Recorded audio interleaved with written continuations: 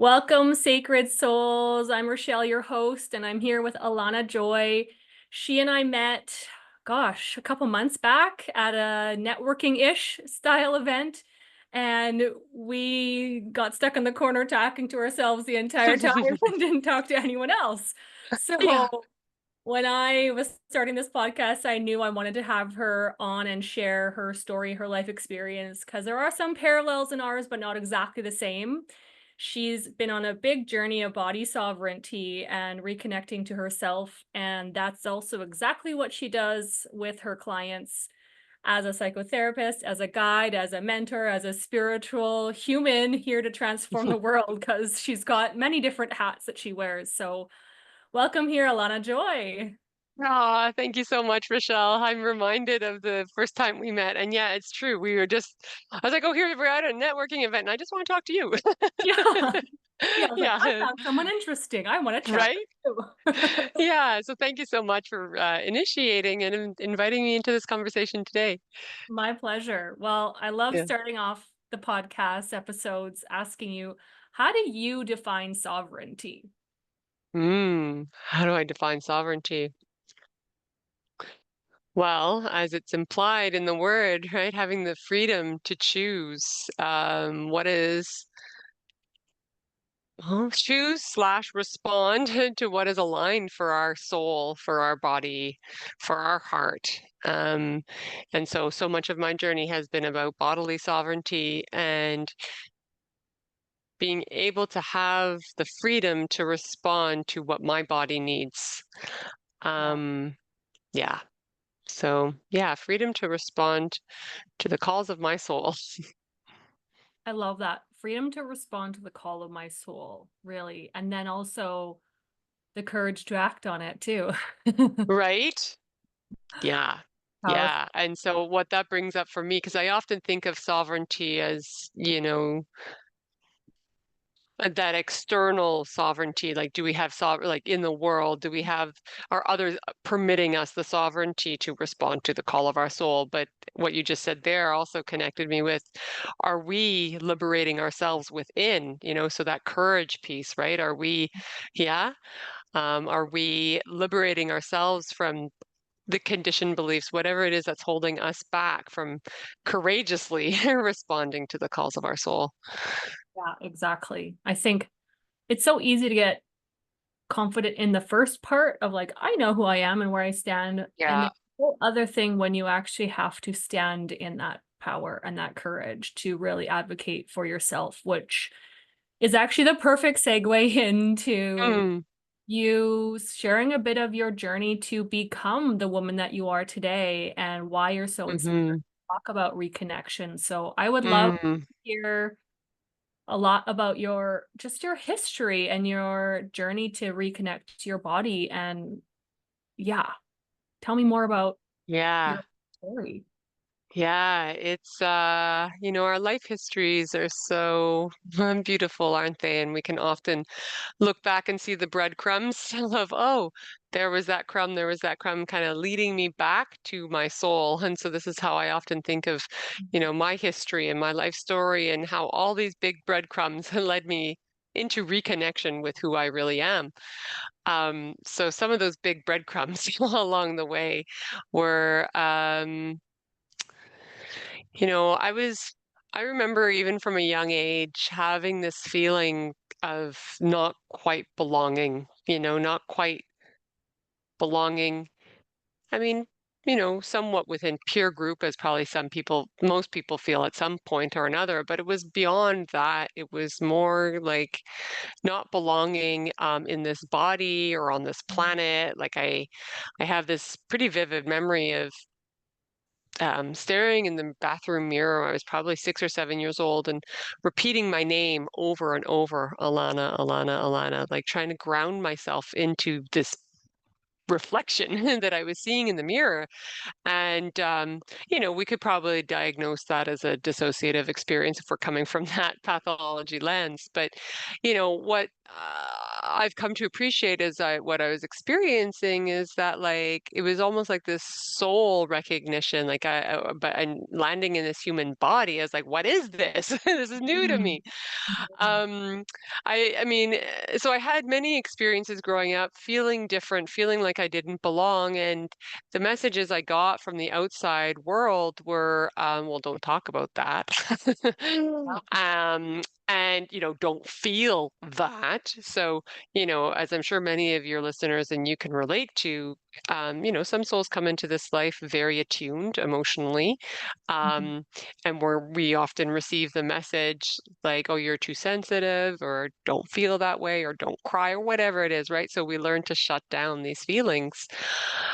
So I shut down my feelings. Similarly, I got messages from my body, lots of things going on, messages from my body saying, oh, pay attention, pay attention. Um, and I received the message that they're of no consequence, they don't mean anything, ignore them. Yeah. So I disconnected from that as well because they couldn't be trusted. Yeah. And I started to learn, well, I distrusted my own body because what I was experiencing apparently wasn't real. So said Yeah. experts, Right. Yeah. You're right? being told what because you're a child and they know what's best, even though Yep, you knew that this wasn't right either, I'm sure. right. Yeah, at some level, I knew something's going on, something's worth paying attention to. So I disconnected from that. So I'm going like this because I don't know if this podcast will end up on video, but I'm going like this, kind of severing my head from my body. So I was like disconnected from my emotions, Mhm. disconnected from my sensations, and disconnected from my soul or from my intuition, those experiences that were, one could say, maybe paranormal or psychic or whatever. I definitely could not talk about those. There was no frame of reference. I grew up in a household that was, at best, agnostic and largely influenced by my eldest brother, who I looked up to, and he was an atheist. So I was just like, Wow. Yeah. okay, God, religion, nah, that's not real, it's not evidence-based, it's not illogical, and so it must not be happening. Meanwhile, I was having experiences. I'm like, oh, there's something more to this human life. But I couldn't talk about that. No, no, no, no. That was crazy talk. Cut that off too. So I lived my life, in the way I believed I was supposed to live my life, disconnected from all these aspects of myself. And so, where to segue now? Maybe I'll just pause for a moment and see if there's anything coming up for you. Well, I would love to hear if you were aware of some of those spiritual experience where you felt like not safe, I have to disconnect, or was it so disconnected already that it wasn't even an awareness until now as an adult where you are today, you reflect back and go, oh, that's Yeah, what was happening. good question. Um, for the most part, the former. No, so for the most part, the latter. So for the most part, I was just so disconnected that I couldn't even acknowledge it within myself. There were some significant events that I was like, oh, and even in the moment, I was like, oh, this is something. Um, but there was no frame of reference to talk about it. When I was 9 years old, I had my tonsils removed, and it was fairly routine surgery. Um, and then a week later, I started hemorrhaging. And it started off with just kind of, swallowing the blood. I was sleeping, swallowing the blood, woke up vomiting blood, and was rushed to the hospital almost unconscious because of the blood loss. Our little 9-year-old body doesn't take much. And I remember being on this, cold steel table, waiting for the operating room to open because it was a small local hospital. They didn't have, surgeons on call, or not, certainly not available quickly. And so I remember lying there as they're trying to stop the bleeding. And I was watching the experience from above my body. I could see what was happening, Wow. and I mean, I could see it and also feel it. So it's kind of trippy. but I could feel them trying to get needles in my body to, get some fluids, get some blood in, and I was also watching it happening, um, and there was this light. I mean, it's the classic, now that I recognize what it was a classic near-death experience. And I didn't know that at the time, but that that experience has certainly stayed with me, and I've since gone back and revisited. I'm like, oh yeah, that's what that was. But I heard this voice saying like, it's not time. Oh, And right. And so I dropped back into my body, and then kind of the next thing I remember was waking up after surgery. Um, and yeah, but there was no, I could not talk about that. I could not talk about that because, well, I was 9, so I didn't really have the words really to quite describe what that was that I'd experienced. And I knew that it would be described away by, oh, you were on medication, or you were, I don't even think they had started the medication at that point when I had this experience. But so I, that's one of the most poignant ones that I was like, oh, there's something more to this, because I did kind of come back into this body, um, feeling like, I, at 9, I wouldn't have said this, but feeling like, oh, I have a mission here. Like, it's not time. I have a mission here, wow, yeah. Kind of almost landed a bit more in my body, like a little bit more than I had been before. Like, okay, yeah, right. I'm here. I'm in this body. I have this mission. It's not time. Um, so yeah. So most of my experiences were kind of like unacknowledged, but that one really stuck with me. And it's Mhm. mostly in reflection and adulthood that I realized the significance of what it was, and that I'm not alone in these experiences, right? It kind of matches the classic. Yeah. Yeah, yeah. Yeah. And I think a lot of people don't know, because I think when you're having a spiritual experience, the point is that your brain doesn't really grasp it. That's kind Mm, of, you're not in your body, you're having a soul-led experience. yeah. And that's what makes it so challenging, I think, for a lot of people to have the words around it and then not feel Yeah. there's So something wrong true. with them for not knowing how to describe it. Yep. It reminds me of, I watched a movie a few months back, maybe last year, called After Death. And Mm, it essentially is all these stories of near-death experiences, or like almost going all the way to quote unquote the light, however you want to describe, mm-hmm. back into the Mm-hmm. body. And I would say 99% of them described it similar to you, like not safe to Mm, talk about, can't share it, this is too weird. mm-hmm. Mm-hmm. And on the flip side, there was a few people that went extremely almost like evangelical about it, like really like, Mm, this is my mission and I met God and I have to. And then they yeah. lost a bunch of people in their world because they were so like, Yeah. whole life was transformed by this, that they almost became obsessed with it. So Yeah. it's interesting Yeah. how those experiences impact different people in different ways. Yeah. Yeah. It's true. How would you say that really changed your trajectory in life moving forward? Like, did it stay with you since 9 until adulthood, or is it something that you Did forgot and then remembered at a later time? I mean, it stuck with me. And that kind of, again, like you say, yeah, beyond words, but like it stuck with me in that deep knowing of, I'm here for a reason. I didn't know what that reason was yet, but I knew I was here for a reason. Every soul's here for a reason. It's not unique to me, but but I had that like contact, right? That deep soul knowing, I'm here for a reason. And so that kind of hung around. um, But yeah, no frame of reference to talk about it, to debrief it, to understand, to gain deeper meaning, nothing like that. So it just kind of hung around in the background of my psyche, I guess, for most of my life. Um, and then, so these whisperings in my body, continued, and they got louder and louder and louder, as the body does when we're not listening to the signs. And I was diagnosed with lots of different conditions, trying to explain what it was I was experiencing in my body.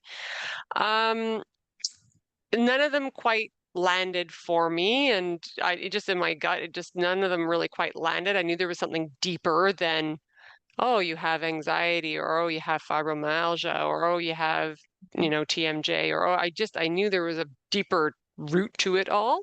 Mhm. Um, and so then when my son was born, so fast forward, my son was born, and I was seeing things in him that were peculiar to me.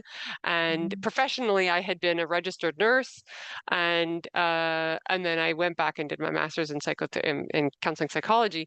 But so I was trying to like bring up my nursing knowledge. When looking at him, trying to figure out what it was that was going on with him, and I was like, wait a second, a lot of these oddities, things beyond the spectrum of typical that I'm seeing in him are actually happening with me too and have been my whole life. So, long story short, I brought this to my family doctor. I did some of my own research and was referred to genetics, and my son and I were both diagnosed with a rare genetic condition called Ehlers-Danlos syndrome, which is a genetic disorder of the connective tissue, the glue that holds the body together, and it's in every system. Like the collagen is every system, every system, not just skin and joints, but it's everywhere. Um, and so this diagnosis was a vindicating moment for me because, like, Yeah. the dots all connect. Like literally the dots all connect. Everything I had been experiencing in my body, all the diagnoses I had been given, they all started to land and make sense. And so I felt vindicated. Um, and then I was just like, oh, okay. So there was the vindication, the relief, and then the grief. Like, Ah, yes. oh, what does this actually mean Mhm. for my Mhm. life? Yeah, Yeah. yeah. Um, so shortly after that, my father died, and days before his death, I didn't know him very well, in his living life, and I always kind of wanted to know him better.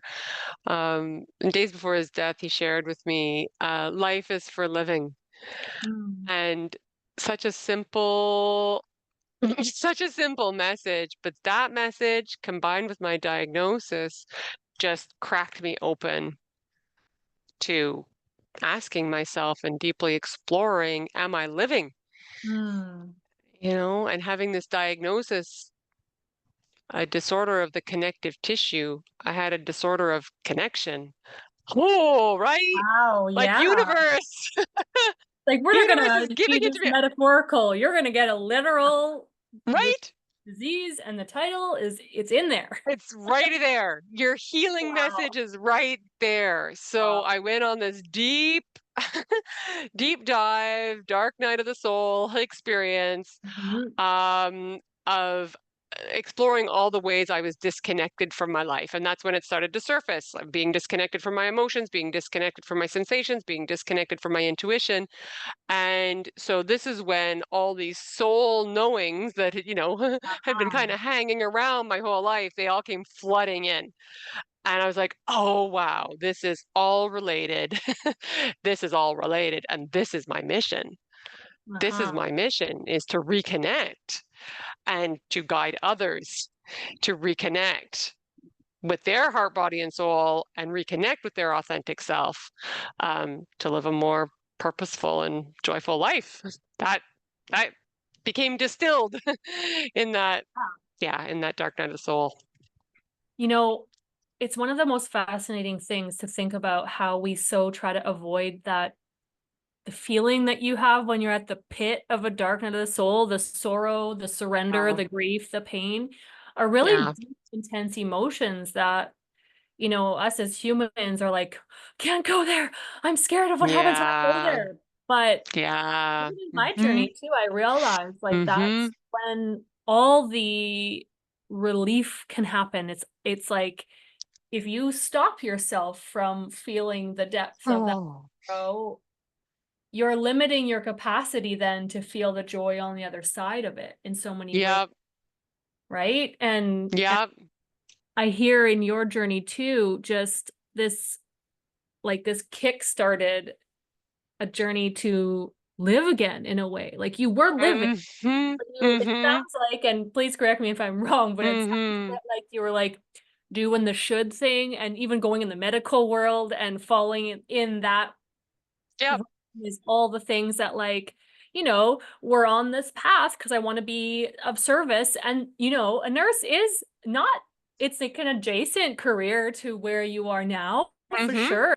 Probably an Mhm. amazing, supportive, empathetic nurse because you understood pain in Mhm. the body and what that Mhm. feels like. Mhm. But then Mhm. all these components really flooding back to wake you up, it sounds like. Yeah, yeah, absolutely. Bingo. Exactly. Exactly. Yep.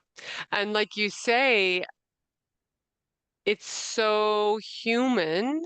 And so I differentiate our human self from our soul Mhm. self, right? It's so human, that ego, fear, often fear-based self, to turn away from these messages we're getting. And I don't refer to the messages in my body as symptoms. Someone else, like I did at a time for sure, but now I receive them as messages, and because I have this deep knowing, this deep trust that these messages I'm receiving are guiding me into well-being. And it might be a bumpy path, but that is ultimately where these messages are guiding me. And yes, it's so true. It's been my experience as well, is when we turn away from those messages, when we label them as scary, wrong, pathological, well, that puts us in a fear state and actually inhibits our healing at the nervous Mhm. system level, right? And actually, when we're fearing this message we're receiving, we will actually become sicker, Yep. right? And then we're less able to receive it because we're fighting it, we're resisting it, we're not leaning into it. So our bodies have so much wisdom. And, really, my journey has been anchoring into that trust, knowing that my body is supporting me, you know? My body is supporting me. And how did you get to terms with that? Because if I was listening and I was back in the day in my health crisis and someone said, Yeah. "My body is on my side," I would have been like, "Fuck you. No, it's not. It's fighting every step of the way." Like, Yeah. crap and Yeah. miserable. How did you come to Yeah. realizing that all the physical struggles that you had throughout your life were lessons and awarenesses and your body trying to talk to you? Yeah, I mean, it was a journey, right? I mean, there was definitely a version of me that was like, Yeah. My body is Yeah. against me, right? Like, Yeah. I am fighting my body, and my body won't let me do the things I want to do. My body, because there were absolutely times in my life when my kids were young that I was so energy depleted, in a lot of, I'll call it pain for, common language, that I could not do the things I wanted to Mm. do, right? And so I was at war. I was mad at my body for limiting me. And so I definitely get that place. And do I ever go there sometimes? Sure. Sometimes I'll dip my toe in that place and I'll be there again. So it's not like I'm, way above and beyond that. But but how I got to where I mostly am now is by examining, like, all those layers and layers and layers we have of those conditioned beliefs around, well, what body is supposed to do, what I am supposed to do as a mother or a friend or whatever, right? All those shoulds, like you say, absolutely. All those layers of shoulds and beliefs that, we are coming from society and our family, and then we internalize. And so peeling back all those layers, um, and with compassion. So compassion really is the antidote, Yeah. has been for me, has really been the antidote to taking off all these layers and, gaining a deeper understanding of, okay, whatever it is I'm experiencing in my body, can I lean into it? Can I be curious about it? When I'm telling myself, oh, the house has to be clean before someone comes over and my body won't do it because, well, does the house actually have to be clean, right? What is it about my programming, my conditions, my safety in this world? Because that's really what it comes down to, that told me the kitchen has to be clean before I invite people over, right? So it's so many layers. Yeah. Yeah, and I think that's such an important key point as women as well, where those shoulds really impact how we see ourselves, the way that we see the world, the way that we see our role.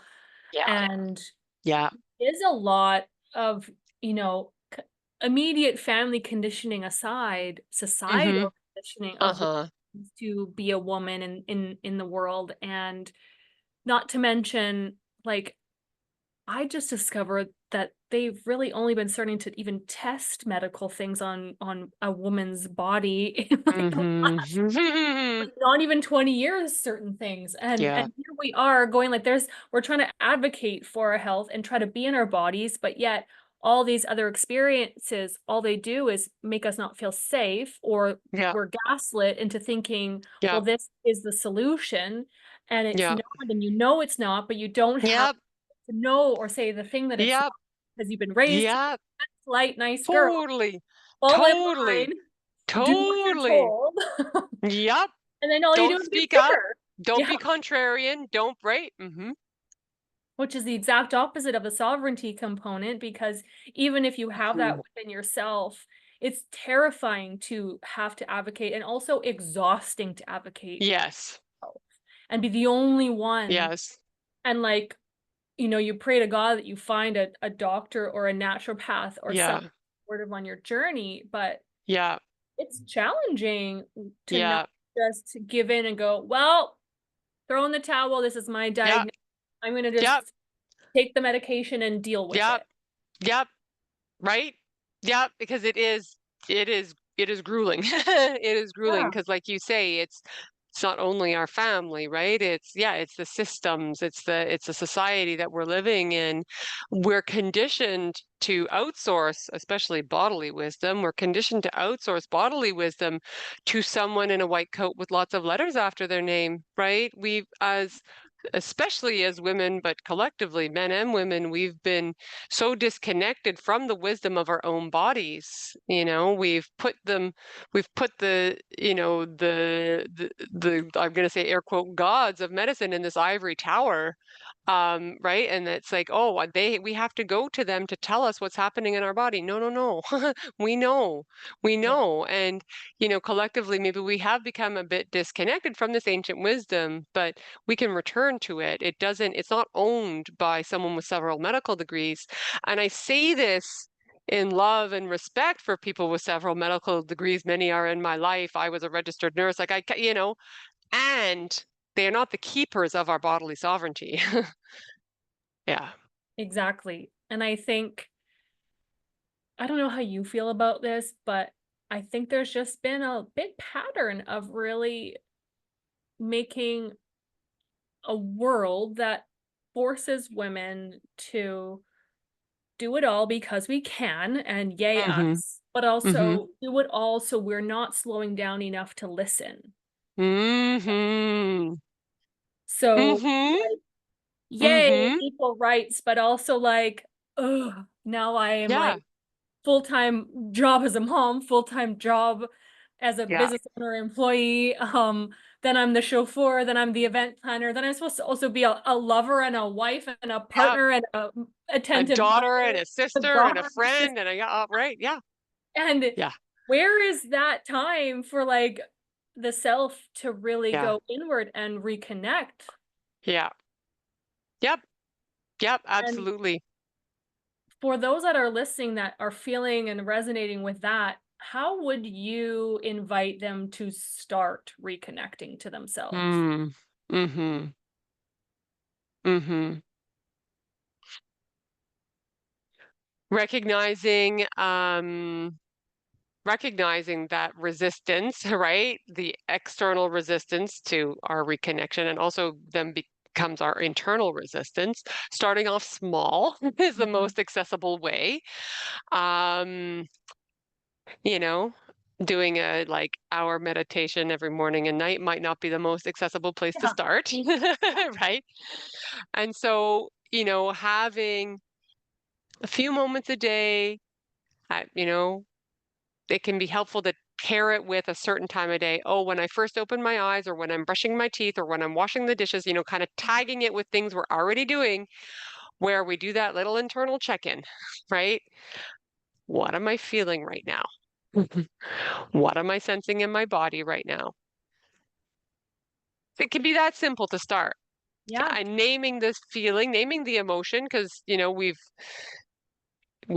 often don't have a vocabulary for even what we're feeling because we're so disconnected. We don't even know how to differentiate between like, well, excitement and anxiety, nervousness. Like it just kind of all gets balled together, right? So like really refining our language with the emotional state that we're in, because when we refine the language, I know I'm not saying anything new to you, but when we refine the language of what we're experiencing emotionally, our nervous system says, "Ah, okay, you got it."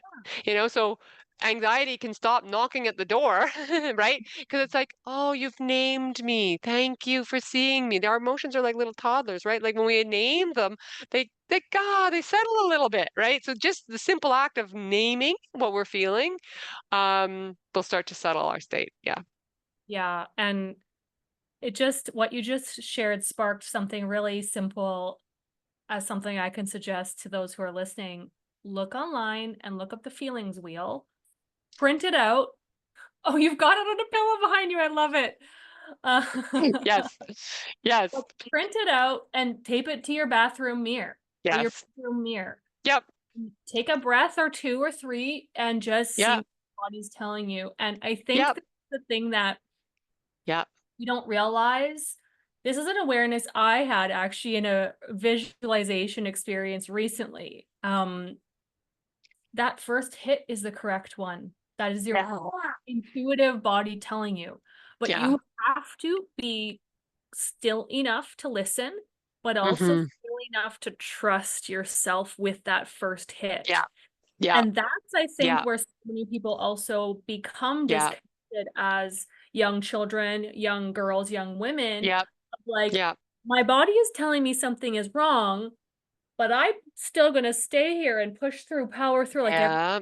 day because I don't want to get attacked or I don't Mhm. want to get something Mhm. bad to happen. And so we tolerate, but all Mhm. that does is like further and further remove us from that intuitive soul knowing that our bodies have. And Yep. then never mind, it's one thing to Yep. know, it's another thing to say our feelings and then say out loud our need or our boundary or actually take the steps to, Mhm. because that's again the other component that it's all Mhm. good. Like in my experience of my healing my body, I knew what was happening, but I was frozen and my voice was shut off. Like I was like, Yeah.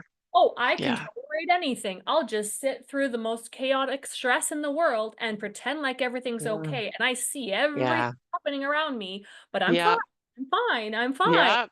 You're And everyone's fine. like, Mhm. "Rochelle's the rock. She's so grounded and stable and she can Mhm. handle it all." And internally, it wasn't until Yeah. I went to counseling and coaching school myself that I realized like, I think I might have anxiety. Like I didn't Yeah, even right? know. I Sure. didn't even know what that Yep. felt like because I was Yep. never allowed to express that. Mhm. Clarify, it's not that I wasn't allowed, Mhm. it's just that I was telling myself I would have been too much or a bother and no one had space to care for me because everyone was caring for my special needs sister. Mhm. So Mhm. I just had to figure it out myself. And a child figures Mhm. their feelings themselves goes, well, I don't want to feel anything because there's no one here to help soothe me. So Yeah, exactly. dissociate, disconnect, and again, here Yep. we are, you and I talking about that Yeah. piece. Right? Exactly. I mean, and it's quite, the child is quite clever. Like the child that learns to do that, it's actually quite clever. It's quite adaptive at the time because it's like, yeah, Mhm. right. No one's here to receive my feelings. No Yep. one's here to validate me. No one's here to affirm me. And so what does the child very cleverly do is, well, then I'll just keep it all to myself. Exactly. And I'll disconnect from it within myself because I don't really know how to do that for myself either because it's never been role modeled to me. Like I don't know how to validate my own feelings because no one has actually shown me what the experience of having feelings validated is like, right? And so the child becomes, yeah, resourceful and also disconnected from themselves. What Yeah. would you say are some of the signs that you've noticed in when you reflect back on your own journey, but also perhaps with some of your clients when you can tell that they're like, because you can be growth oriented, still be disconnected. This is what I also want to like articulate. Mhm. There's a lot Mhm. of people that are like uber spiritual, but super disconnected. So Mhm. what would you Mhm. say are some of the more subtle signs that someone might be disconnected from Mhm. the body? Mhm.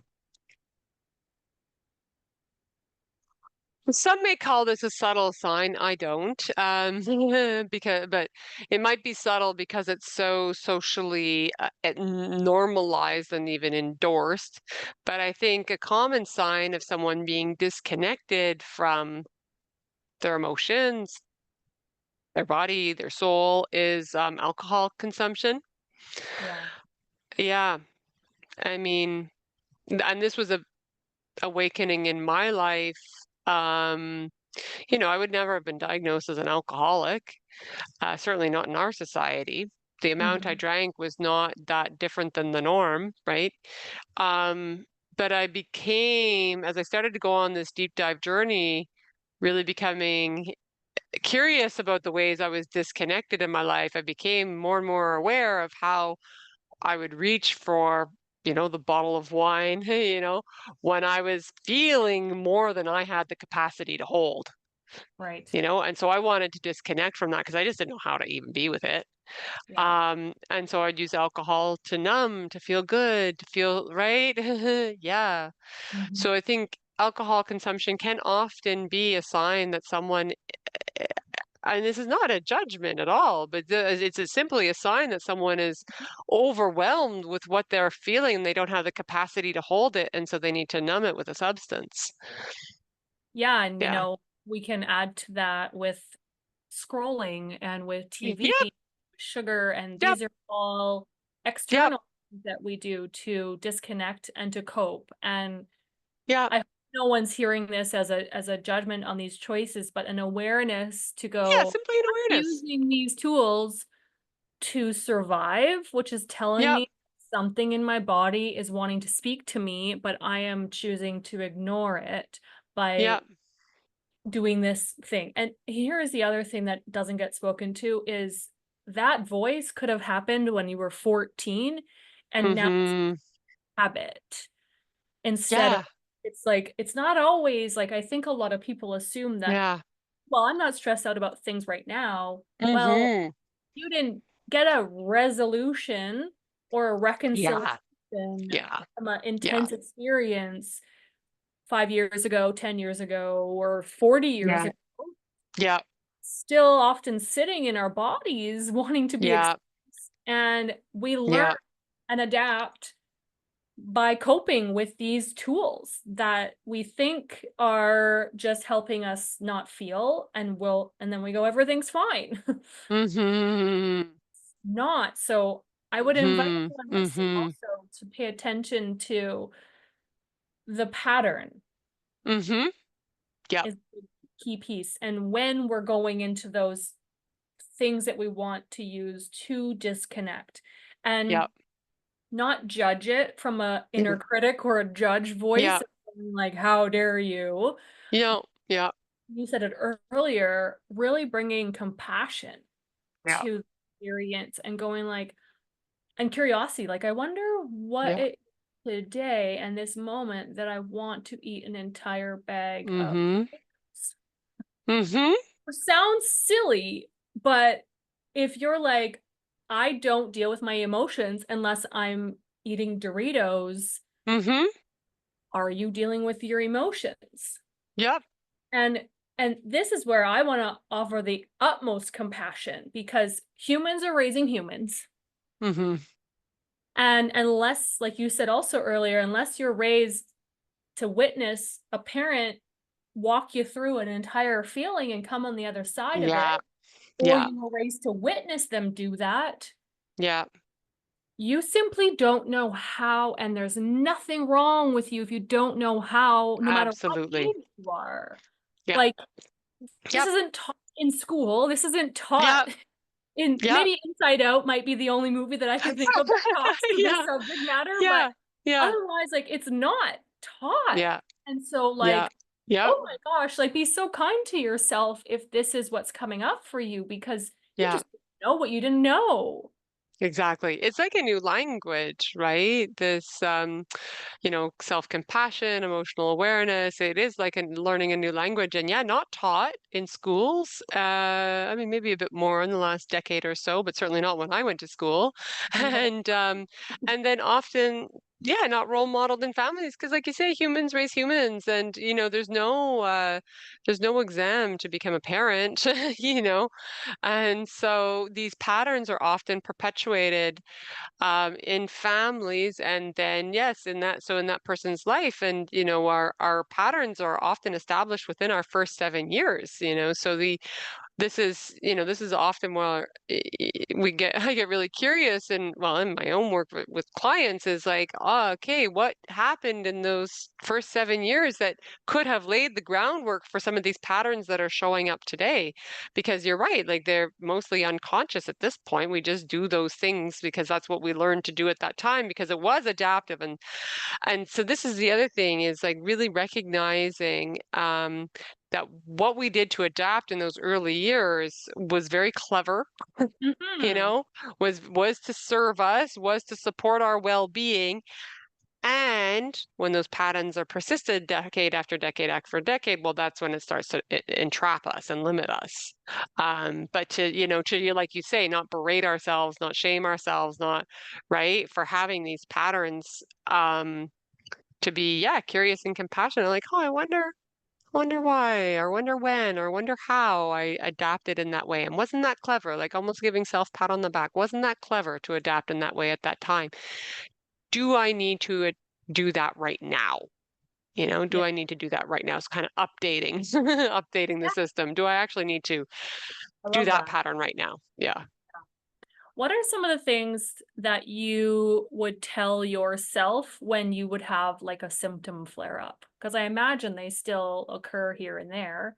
Hmm. What are Sure. mindset things you tell yourself to bring that compassion into your Hmm. brain and in the present moment? Because inevitably, I'm sure things still come up.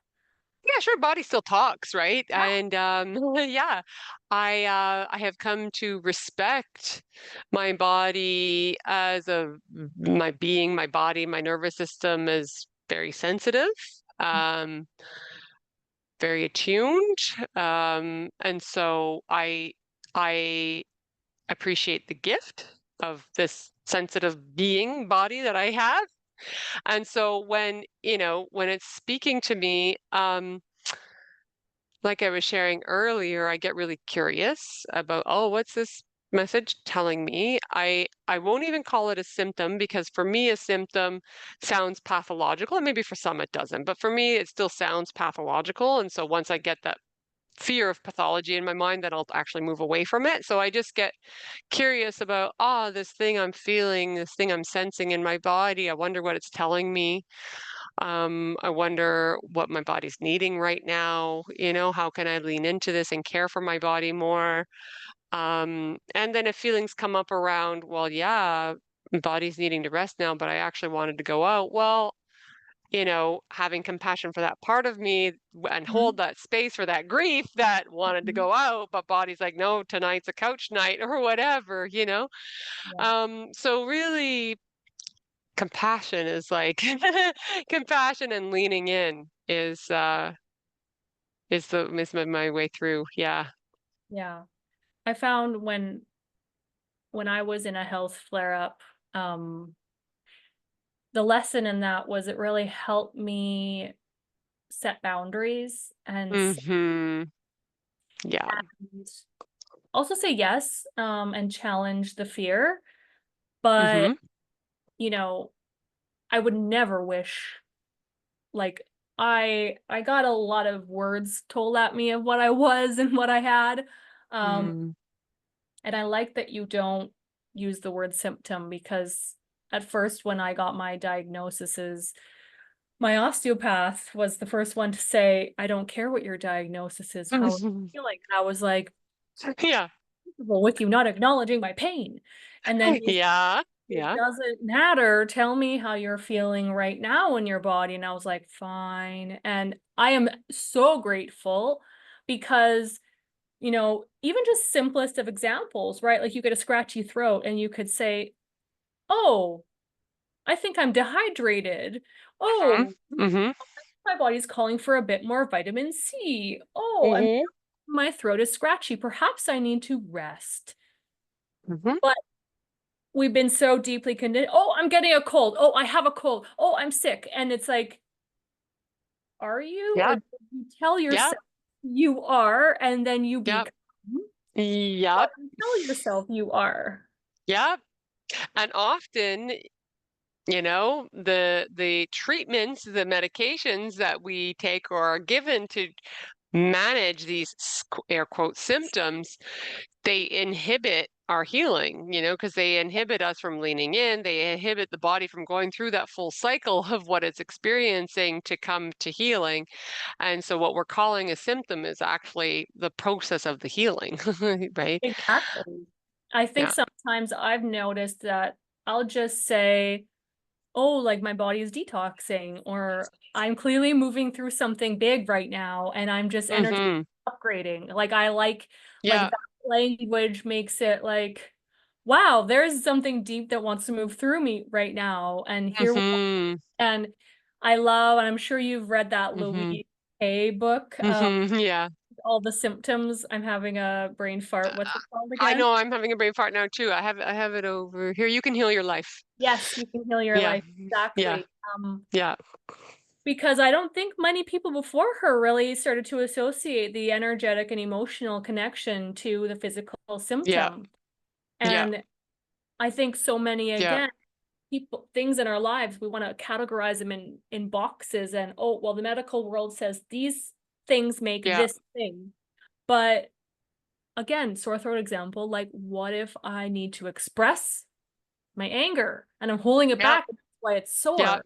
Or like, Yeah. what if I Yeah. have been expressing my voice too much and nobody's listening and I'm feeling ignored? Like, what if there is Mm-hmm. some like deep truth that needs to come out of my throat and I'm like Mm-hmm. swallowing the pain down instead of actually just like letting it come out, right? If we're looking Mm-hmm. at the emotional component. Mm-hmm. Totally. And what I hear in that is, can we expand our curiosity about what it is that we're experiencing and not pathologize it? Because Western medicine, allopathic medicine has, a very kind of clear set of, ways of defining these, again, symptoms, messages in our body. But yeah, can we expand into other bodies of knowledge, other ancient practices, other, right, age-old wisdom Yeah. that might be guiding us to a more meaningful place, of what is actually important to listen to, right? So, yeah, when you speak about throat, yeah, automatically I go, yeah, voice, what's not being said. I think of throat chakra, like how is it, so to weave all these knowings together and not rely on one fairly dogmatic system of allopathic medicine to understand what's happening in our bodies. Yeah.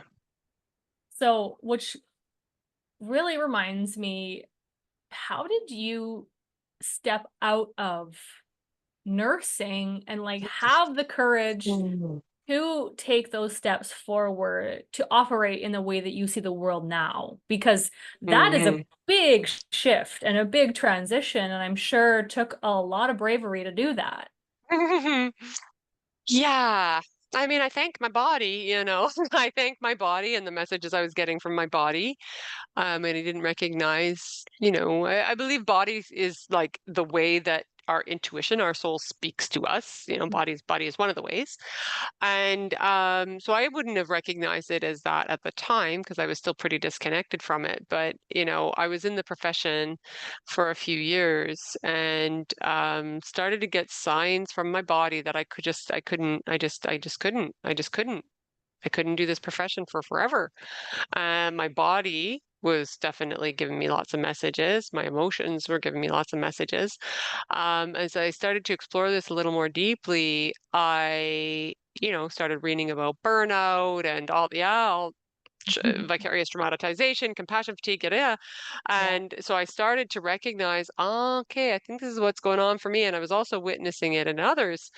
And this is actually where I focus my master's research, is like how nurses will become kind of disengaged from their patients because of these experiences. So my body told me I needed to get out of the profession. And there were aspects of it that I definitely questioned. I had to bite my tongue. I had, questions or misgivings about some of the ways people were treated and stuff. And I was like, oh, I knew I just needed to get out of the system.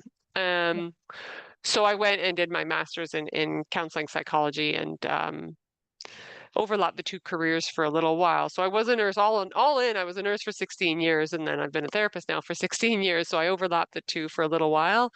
But yeah, again, it was my body. My body kind of guided me. And then in the last few years, I've been practicing as a psychotherapist for 16 years, and I still am. But in the last few years, again, my body, my soul was calling to me to lean in a little further into my purpose calling here, like that mission that I kind of had an inkling of way back when, that mission of guiding people into reconnection with their heart, body, and soul, um, and bringing in some ways to do that that as a psychotherapist are, you know, not evidence-based, not, I might be called woo-woo, right? I know you know what I'm talking about. I yeah. know you know what I'm talking about, right? So to bring in Mm, some of these, yeah, let's talk about the chakras.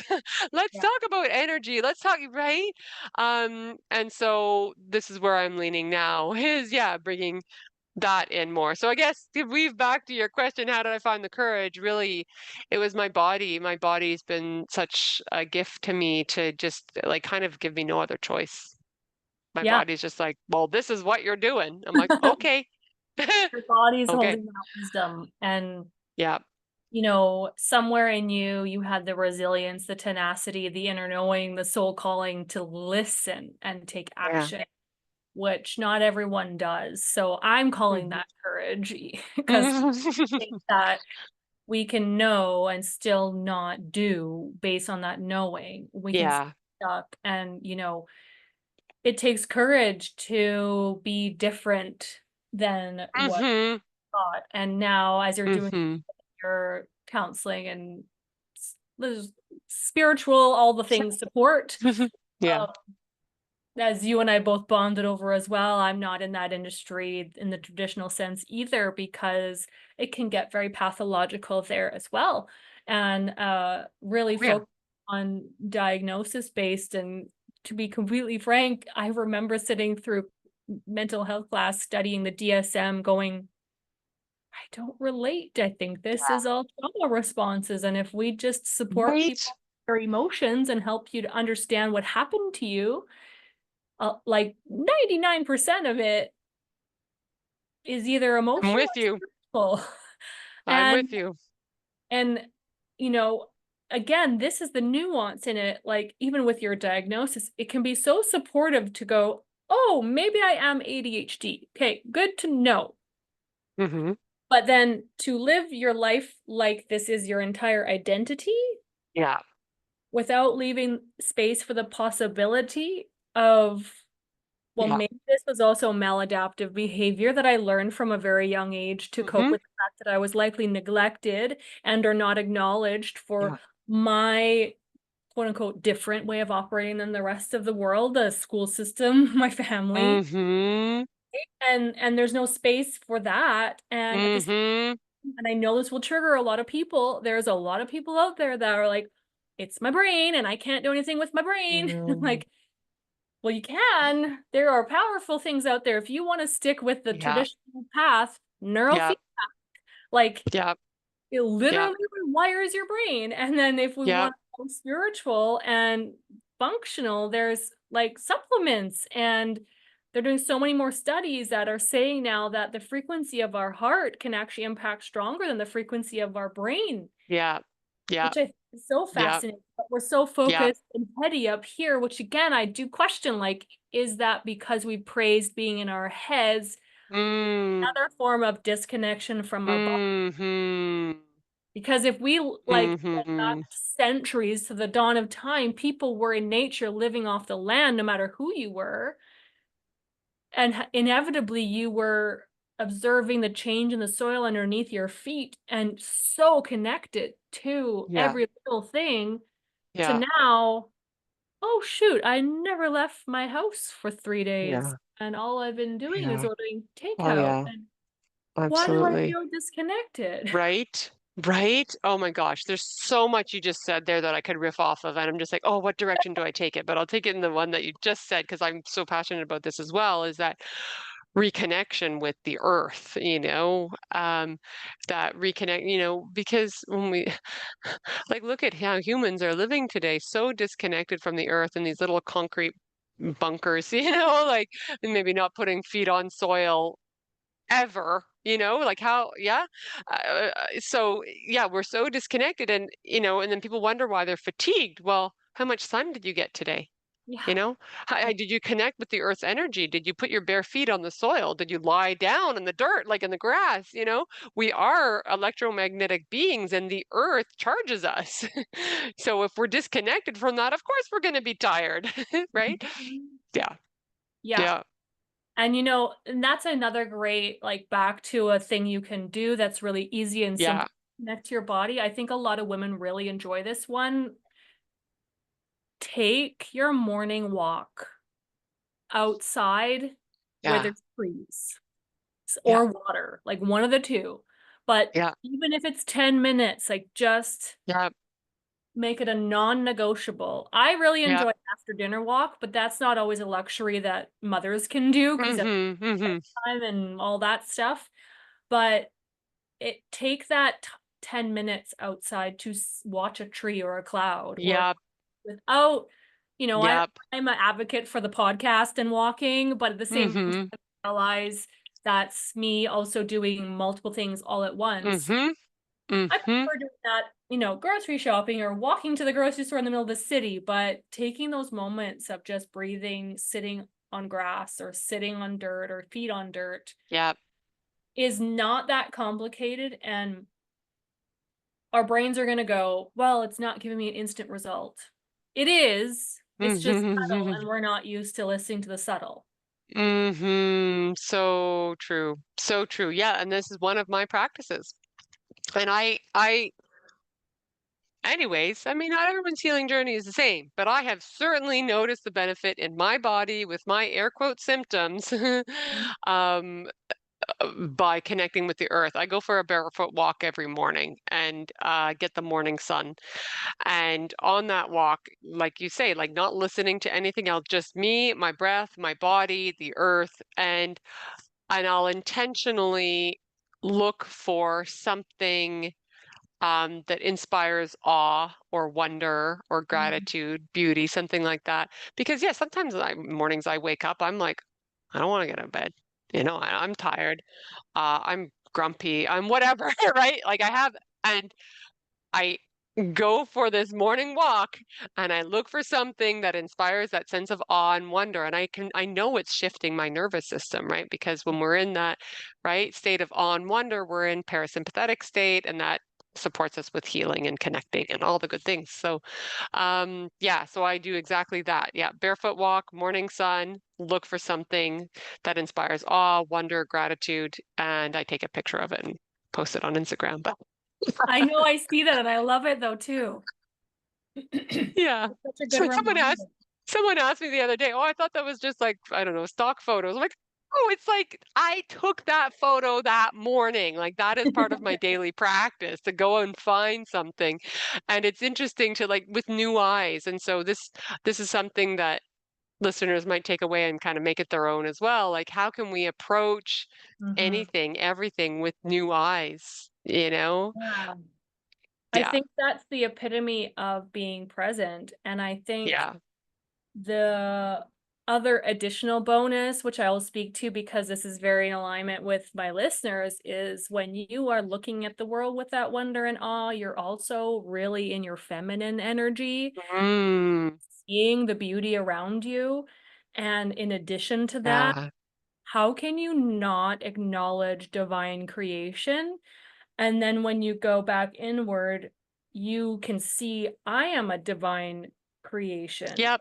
creator, and I am here on Beautiful. this planet at the same Yep. time as this beautiful flower. Yep. And we're having, Right? I just got chills. Yeah. yeah, Yeah, we are miracles. yeah. Yeah. What the female body can do is miraculous. Yeah. I Yeah. always like, I just had this awareness not that long ago. It just landed in, I think a lot of us have been under the belief that, we're connected to the moon and, we're related to moon energy or water. But I actually think women are the sun, moon, galaxies, stars, earth, all of it. Because without any female, you wouldn't be able to pollinate. You wouldn't be able to, Mm. like, we are a portal of life in our bodies. Mm-hmm. And that's what Mm-hmm. makes us like literally divine creations. And many, many centuries ago, we were considered way closer to God because of our inherent divinity within our bodies as women. But Mm-hmm. again, Yeah. all these Yeah. experiences of Yeah. conditioning taken that power away. And Yeah. personally, I'm here on a mission to help women I remember love it. that part of themselves, because this is the journey of our, like, it feels like a feminine revolution, but a woman, Yeah. right? I don't even want to label it as just feminine. It's just like the woman is really fucking powerful. Like, Yeah. and when you realize and truly accept our own inner divinity, like, would I stomp on the flower as I'm walking by it? No. Mm-hmm. Like, why Mm-hmm. would I stomp on that voice inside of me that's like, I'm in pain? Or why would I Yeah. stomp on that idea or that dream that I have going, well, you're never going to make it happen? Like, no, Yeah. I'm creating Yeah. this. Like, we're in creation constantly with the world around us. It's the same thing. Yep.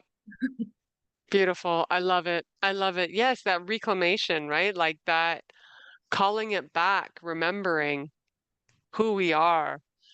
And I don't love the word powerful, but you know what I mean? Like reclaiming, yeah, our inner authority, our sovereignty. Exactly. Yeah. Yeah. Sovereignty, Yeah. our audacity, our Yeah. authenticity, our truths, all of it. Yeah. Yeah. Yeah. Um, this leaves me to wrap things up on a great question that I invite you to just like tap into and trust what Mm-hmm. intuitively comes up for you. But before I do that, I want to check in with you if there's anything, final words you want to add as far as your story or your journey goes to share with the listeners here. Baby steps, Hmm? subtle, yeah, like you're saying, subtle shifts. Um, and your body is wise. Yeah. Yeah. Yeah. Beautiful. Mm. So, last question. Mm-hmm. What is one truth from your heart that you feel the world needs to hear today? Mm. Hmm.